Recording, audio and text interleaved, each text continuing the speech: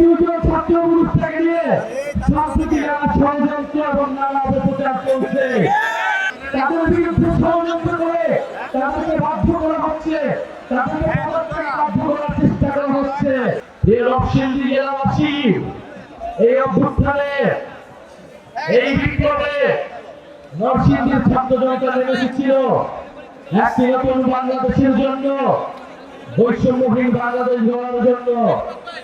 1 বছর পরেও আমরা দেশ গড়তে জুলাই পদযাত্রায় একই দাবি নিয়ে নেমেছি।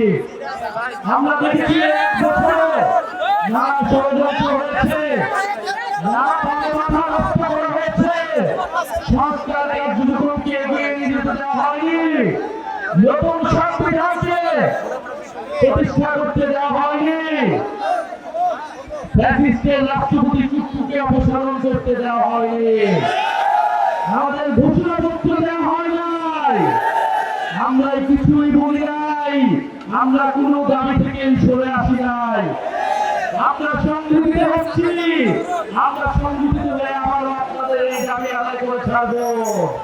প্রিয় নরসিংদীবাসী, আপনারা জানেন যে এই নরসিংদীতে যে গণঅভ্যুত্থান হয়েছিল, এই গণঅভ্যুত্থানের দাবির প্রেক্ষিতে সারা বাংলাদেশের মানুষ নেমে এসেছিল।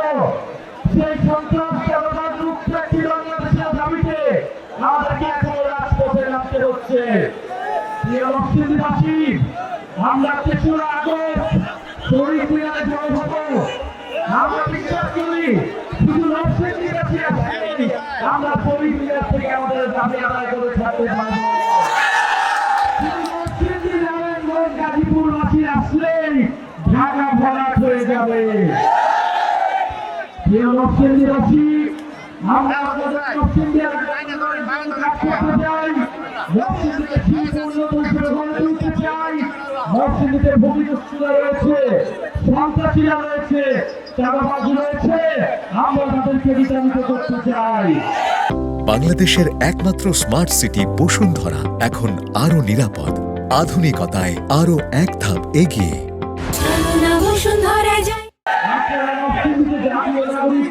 শক্তিশালী করুন, গণঅভ্যুত্থানের অন্যতম শক্তিশালী দুর্গ হিসেবে নরসিংদীকে গড়ে তুলুন। ইনশাআল্লাহ আমাদের বিজয় আসবে এবং সারা বাংলাদেশে জুলাই পদযাত্রা যেভাবে সফল হয়েছে, যেভাবে জনস্রোত নেমে এসেছে, নানা ষড়যন্ত্র, নানা হামলা আক্রমণের মাধ্যমে আমাদেরকে বাধা দেওয়ার চেষ্টা করেছে, কিন্তু আপনাদের জন্য, এই বিপ্লবী ছাত্র জনতার জন্য, সাধারণ মানুষের জন্য আমরা এই জুলাই পদযাত্রা সফল করতে পেরেছি। আপনাদেরকে ধন্যবাদ জানাই। ইনশাআল্লাহ জাতীয় নাগরিক পার্টি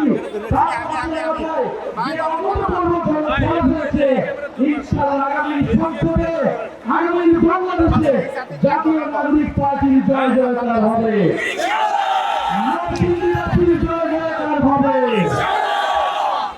আরেকটি কথা বলতে চাই, প্রিয় নরসিংদীবাসী, আপনারা জানেন এই অন্তর্বর্তী সরকারে আমাদের 2 জন ছাত্র উপদেষ্টা রয়েছে এবং এই 2 জন ছাত্র উপদেষ্টাকে নিয়ে সংস্কৃতি নানা ষড়যন্ত্র এবং নানা অপপ্রচার চলছে।